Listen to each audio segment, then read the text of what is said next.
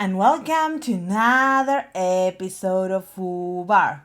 Today I want to show you how you can migrate an existing ReactJS application that you're running in your traditional infrastructure or in a virtual machine to the cloud using serverless technologies. I will be using Amplify and I will be using AWS CDK.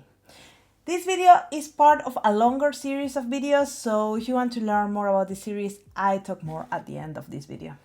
So in today's video, we are going to migrate an existing React app, web app, and this I think applies to many others. I'm just using React, but you can use Vue, you can use plain JavaScript or whatever have written your web app with, into the cloud, into serverless technologies. It's quite normal that when you have a web app, you need a server that is running 24/7 to host it. And if your app is not getting regular traffic or predictable traffic, basically you're wasting a lot of money or time or resources or whatever you like to call it, because the server is there running and maybe it's idle for a long time, and then a lot of requests come in and the server cannot handle, so you need to provision and auto provision depending on your load. But if you're using serverless technologies, you don't need to worry about that. Serverless technologies allows you to scale automatically, so you just put your code somewhere and the serverless service will take care of scaling it up and down. And also the best part is you pay exactly for how much you use, and you don't need to manage any of the underlying infrastructure. That for developers is always a good thing. So we'll jump to the code now, and remember, this is about the React app. If you want to see the whole migration, stay until the end of the video where I talk more about this series of videos. So this is my app. This is in localhost. This is an application. This is the React application, like an e-commerce that has some kind of features. You can browse some products. You can register, log in, log out, like view the products, buy them, have a history of the products. You can create new products if you want. Don't ask too much about the business logic. So this is the initial code, and it works. And this is localhost. This is a traditional React application running in a React server somewhere. I run it in localhost. You could put it in an EC2. You could put it wherever you will put your application. The backend of this is a Node Express, and it's all the data is in MongoDB. So this is something that is part of the series, and I already migrated the Mongo from my local database to Mongo Atlas. That's part of the series. Then I will be migrating the Node and Express to a Lambda function, and that's something you can find in another video. I started working on this with the Lambda adapter, and you can find that video in my channel. It's called Lift and Shift to Lambda is possible, and there will be more coming around that topic. So you can get watching that one to see how I built the function and the backend itself, but it's quite similar. But this is not this video. This video was about the React application itself that we are going to migrate. So the first thing we are going to do is create a new directory. I'm going to grab the React app that I have. I have this React app mixed in the same server as the Node Express. So I'm going to create its own repository, basically copy paste, and then that's it. And then this React app, I will be just installing all the dependencies because I copied without the Node modules, you know, it's a black code. And I just install all the dependencies, but the code is the same, everything is the same.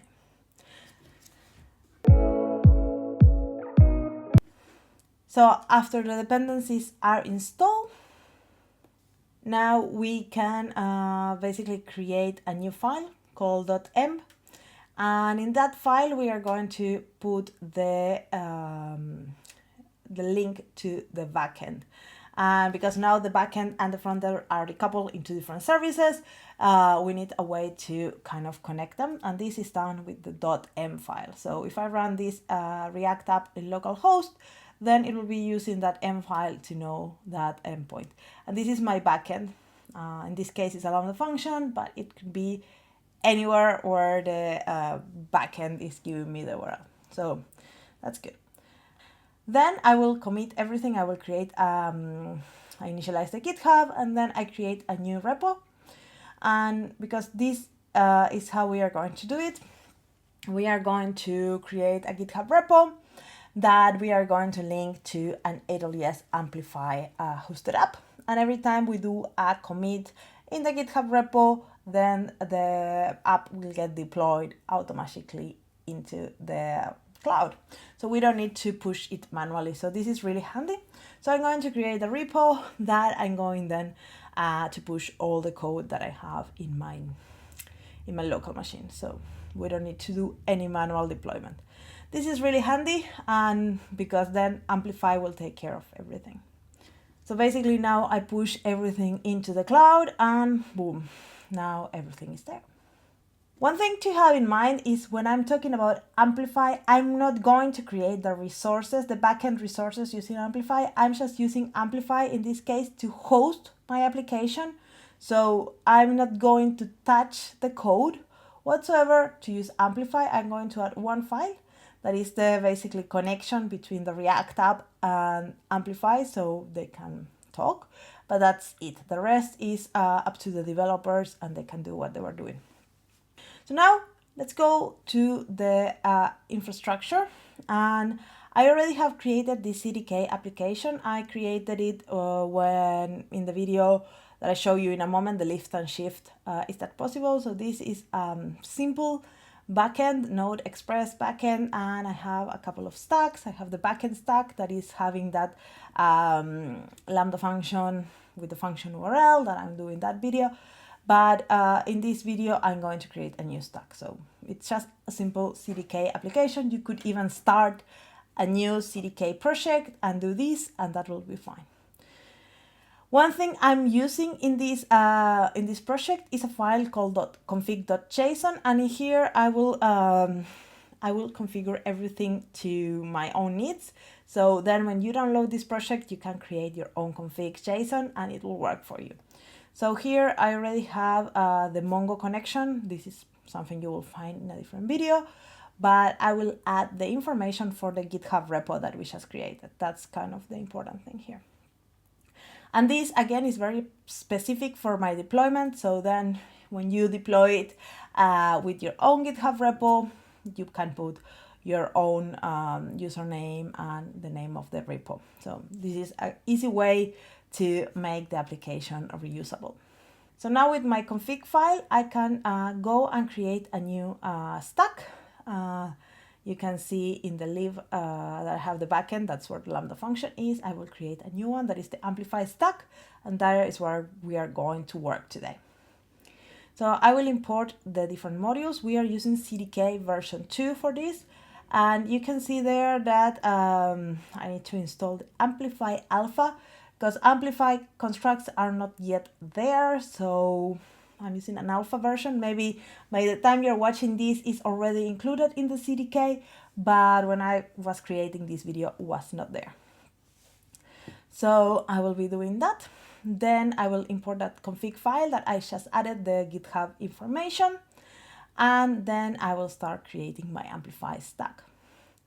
One thing I'm doing here is to use a lot of parameters that we are passing through the different stacks.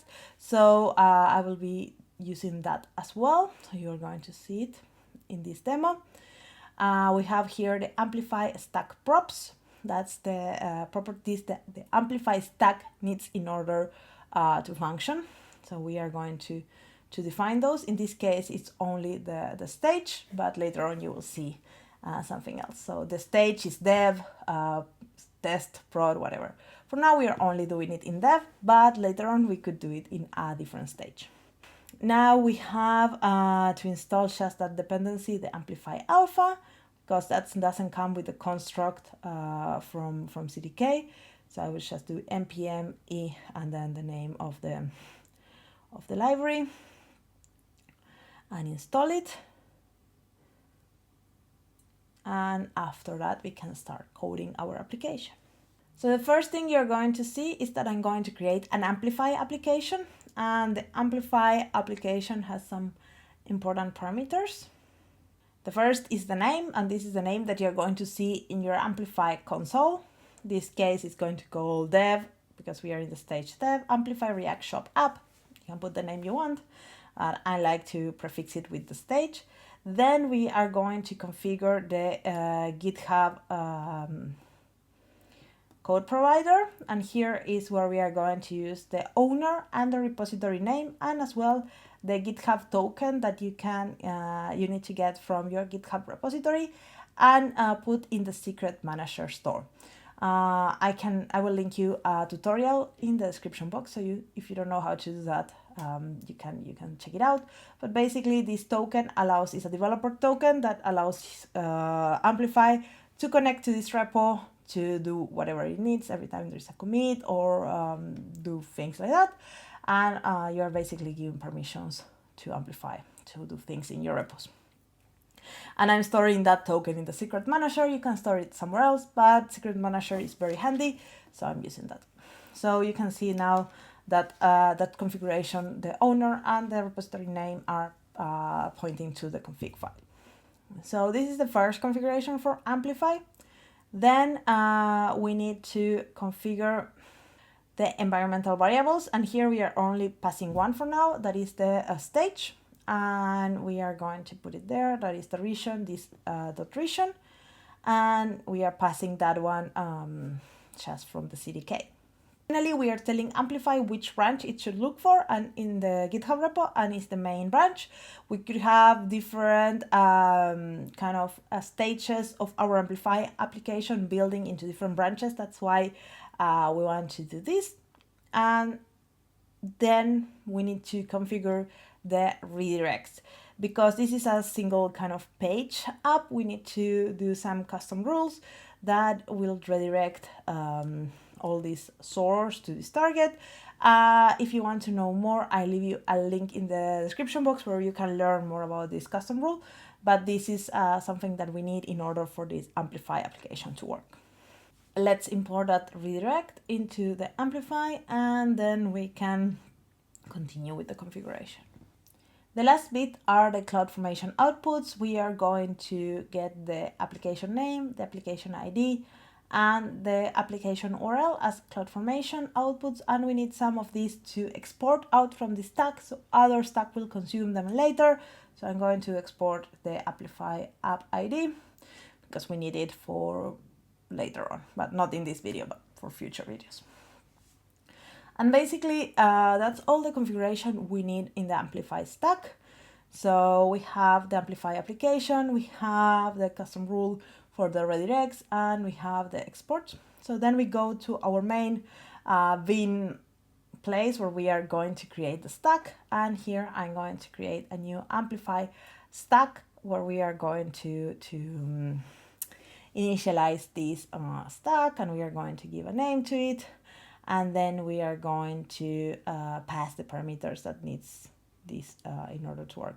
And this name that you're seeing there is the name of the stack that you're going to see in the CloudFormation. So there are different names. We have the stack of the Amplify application that you're seeing in the Amplify app. And this is the name of the stack that you're going to see in the CloudFormation and contains all the different resources. And here we need to pass the stage because it's the only parameter that we are consuming, but later on we might need another one. So that's good. And after that we can start deploying. So CDK deploy, and then we need, because we have two stacks now, the backend with the function URL, and we have the Amplify stack. Now we need to tell Amplify which stack we want to deploy. I will tell them that I want the Amplify stack. You can do --all, and then you can deploy all the stacks, but it's slower. So this allows me to deploy the Amplify stack. So I will be back when the stack is deployed, and we can see what happens. So when the Amplify stack is deployed, you will see the three CloudFormation outputs, the app ID, the app name, and the Amplify URL. And if we click in the Amplify URL, and we open it in a browser, we can see what happens. And we get an error. There is some kind of configuration error that makes everything impossible. So we can go to the Amplify app and see what is going on. And the thing is that the build has not started. That happens quite often because we have pushed the GitHub repo while ago, and there was no Amplify application, and yeah, the things are not connected. So we need to start the build. So we can run the build and wait until the build is deployed so we can see what happens. So this is the Amplify now building this application, and you can see the environmental variables are there. So it will grab the code that is in GitHub from our React app and build it and then deploy it into some URL. And the URL is the one that we saw in the CDK deployment. So we need to wait like 5 minutes and then we come back here. Now the deployment is done. So if we click in that URL, let's see what happens. Nothing. Let's see the network and let's see if something is getting called in the backend. Let's refresh this and we can see that the get products, it's kind of not working. It's pointing to its own app and something is going on. So basically we are not calling the right endpoint for our backend. So we need to fix that.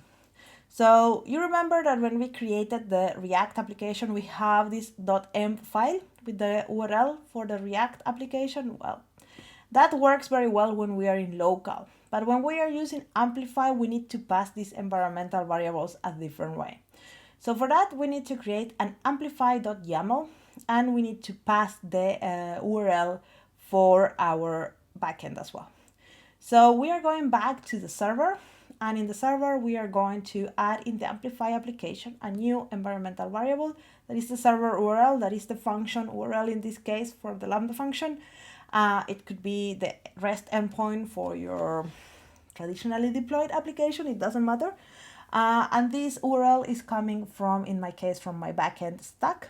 So I'm going to put it in the props that I need to receive when initializing the Amplify stack.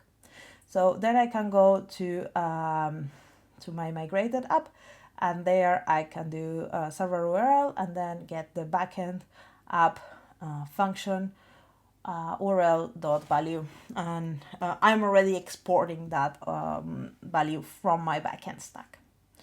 So now if I deploy this backend, then that environmental variable will be visible for Amplify, and then that can pass it to the React app. But how it can pass it, that's a great question, and that's something we need to create in the frontend app, in the React app. So in the React app, we need to create a new file called amplify.yaml, and this amplify.yaml file needs to have basically all the build parameters for our React app. And here you can see that there is a couple of environmental variables, and they are called React app region, React app server URL. Because this is a React app, we need to prefix all our environmental variables with React app. If you're using Vue, it happens the same. You need to prefix it with Vue app, I think. So if you're using different framework, you might need to do it with different, so check the documentation for that. And in this case now, then so in this case now when Amplify deploys the application, it has the environmental variables, and now it can grab them and in the build phase pass them to the React app. So this is great, and now our React app basically can do something with these variables, like loading the backend. So this is really, really handy. Things that we need to do now is do a git push again, commit these changes and push it to GitHub. So a new build starts. And then also we need to basically deploy the CDK application, the Amplify stack. So the new environmental variable is available. So we can do those two things. We can do those two things, and then basically we should be able to test. So let's wait for this to happen and see what is going on. So now the CDK app is deployed, and we are waiting for the React app to get deployed in the cloud. So you can see that there are two parallel deployments going on: the backend with the infrastructure, and then the frontend with its with the React code. So here the frontend developers can really work on their own things, and they just commit to GitHub, and it will get deployed automatically. They don't need to understand about the cloud whatsoever, and the infrastructure developers can work on the infrastructure and don't need to know anything about frontend. And then we have the backend developers working on different parts of the code, and they don't need to know anything about these things. So this is really, really handy. And if you go to environmental variables, you will be able to see now that there is the server URL in the Amplify environmental variables. So now it's deployed. Let's open the link and see what happens. So if we open this link, now we should be able to see something loading from the backend. So let's refresh and see if the get products get called and if we load some products. So this is working. So this is calling our Lambda function in the backend with the React application in the cloud and in a serverless environment. That's all I wanted to show to you today. If you're interested in doing and learning about the whole migration of this MERN like Mongo, Express, Node, and React application that I'm building, you should check the playlist that I link in the description of this video. In that playlist, you will find a lot of videos where I tackle different problems like this one to create the Amplify, to migrate the React application to the cloud. But I'm tackling different parts like authentication, using a CloudFront distribution, and solving individual problems. But I also have long format videos where I do the migration end to end. So you can watch and learn and do with me while I'm working on this. The videos might not be available by the time you click on it, so subscribe to this channel to get notified when the new videos are coming out. And then if you're watching this in the future, the videos might be there already, so enjoy. And let me know in the comments if you have any questions, concerns, or things you would like me to work in the future so we can tackle those problems. And I see you in another episode of FooBar. Ciao, ciao!